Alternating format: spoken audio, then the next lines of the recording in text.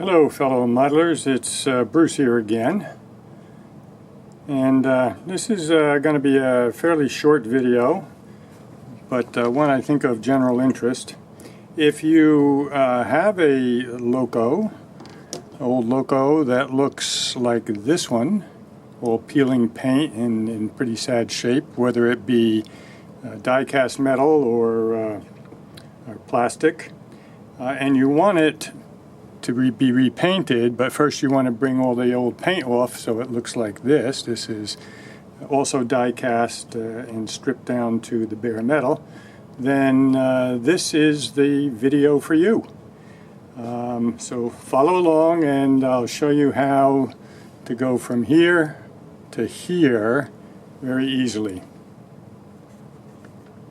Even though work progresses on the rebuild of the double-decker Jersey Highlands and Slate Run railroads, it doesn't mean that I don't have time to still look on eBay to see what shows up.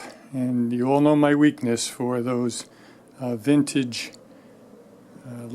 steam locomotives made by Mantua and Tyco. And so it was inevitable that something that I would see would just capture my interest and require me jumping in with an offer. In this case, I believe, and I haven't opened it yet, it should be a 260 Prairie, and it was being sold as coming from an estate sale. Turns out it came from a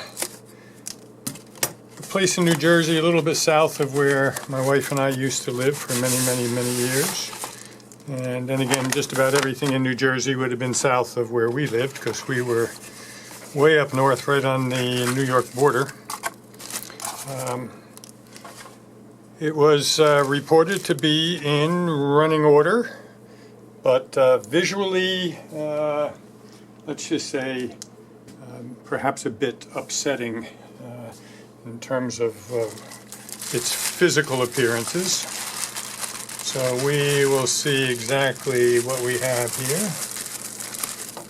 Okay.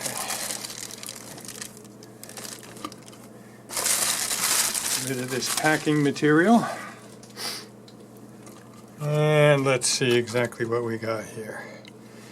So, the vintage appears to be a transition period where the tender is plastic with the die-cast underframe, but the entire cab is die-cast.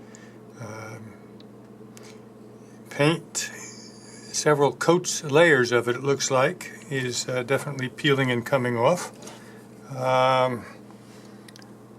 You see there the valve gear. Yeah, let's see. Say it runs. Let's perhaps put it in the cradle here, upside down. Put some leads on the appropriate wheels and see what's what. So, let's see here.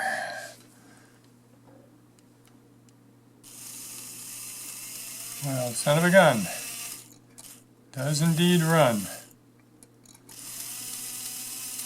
I think whoever was selling this did a job of cleaning up the wheels, because you can see, especially on these tender wheels, that the wheels are nice and shiny, and I think they've been cleaned up. Well, this is somewhat the same thing is true here on the drive wheels too.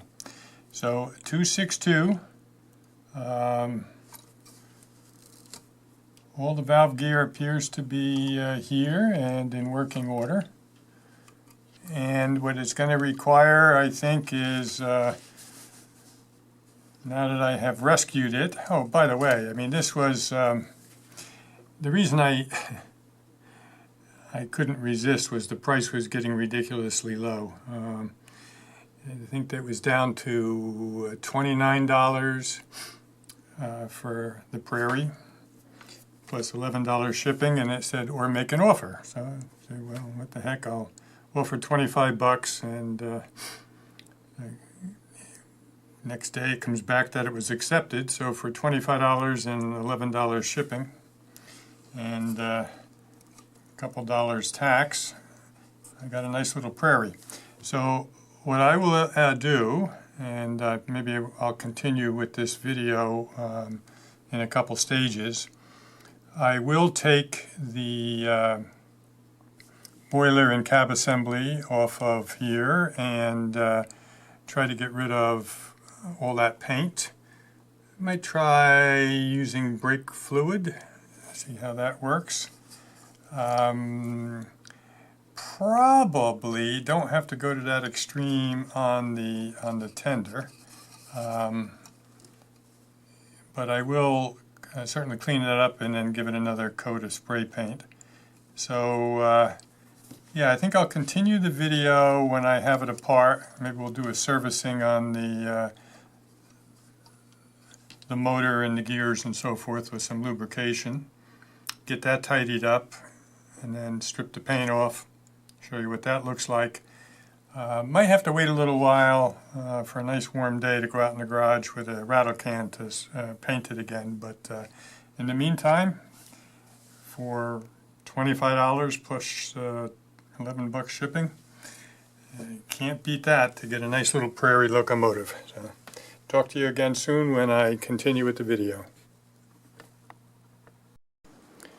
Well, it's time to try to get the paint off of this locomotive, and it's coated on pretty good in places and it's flaking off in others. So I'm going to try to use the old tried and true soaking for a bit in brake fluid. So it's been a long time since I've done a brake job on a car, so I had to run out and actually buy some brake fluid. So let's see. And since I'm no longer using it for its intended purpose, when I'm done soaking this, I'll just use this funnel and pour it back in, and I'll label this for paint removal purposes here. I'm just going to coat everything good with the brake fluid. You notice I am using rubber gloves, and I am out in the garage on this 43-degree rainy day because I don't want the fumes to give me any problems or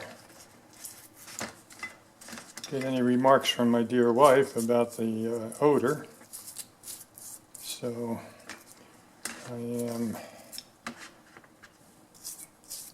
taking precautions. Of course, you should always wear old clothes here. If it was warmer weather and I didn't have an old coat on, I would have an apron on, but since it is cold, I just throw on an old work coat. So I am just getting it in good everywhere, and now I am going to let it soak and probably come out in about 15 minutes and turn it over. Give it another scrubbing with this brush and see how that works, because it was too coated thick already to just spray over it. So see how this works. Okay, talk again soon.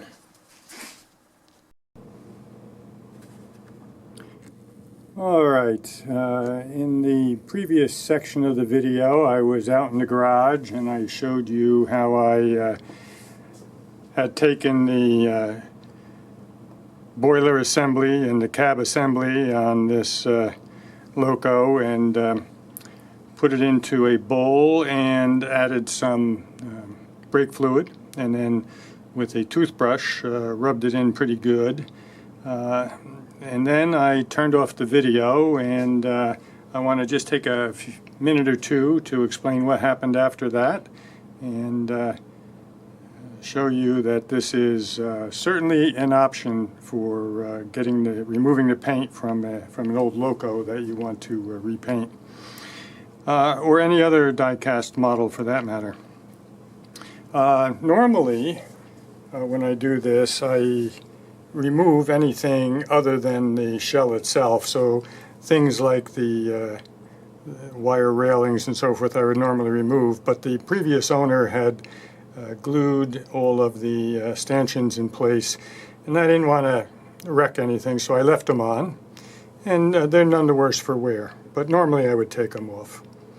So after I turned the video off, I poured the rest of the brake fluid into that container to fully cover the metal castings. And then I let it sit in that for about a half hour. After a half hour, I took a brass brush, used my gloves again, and took the castings out and started scrubbing inside and out of the casting with the brass brush, working the brake fluid into all the nooks and crannies. And I did that, and I put it back into the solution. And about every half hour, I went out and did the same thing with the wire brush. And I would do that however long it would take until I saw that the paint was really starting to come off. In this case, and I'm not sure whether temperature played anything in this or not, because it was probably about 48 degrees or so in the garage that day, and might have worked more rapidly on a warmer day. But after about 2.5 hours, give or take a little, I felt that I had basically loosened up all of the paint, and I continued to scrub with the brush until the shiny metal was appearing. Then I took a brass wheel on my, this is Craftsman, but it's a Dremel tool, and I went over all the nooks and crannies around the smokestacks and so forth, and got off any little bits and pieces of paint yet until I was satisfied that it was in fairly decent shape to repaint. Then to remove the brake fluid from the metal, I just went to the slop sink and made up some soapy water and started giving it a darn good scrub, again with the wire brush, and rinsing it off and scrubbing some more and rinsing it off. The brake fluid will be removed with soap and water. And again, I kept my gloves on the whole time. There's really not much of an odor to it, but so it's not the kind of thing that if you did it in the sink in the house that your wife would or significant other would get upset with you. Just remember that brake fluid is a paint remover, so don't let it fall onto anything that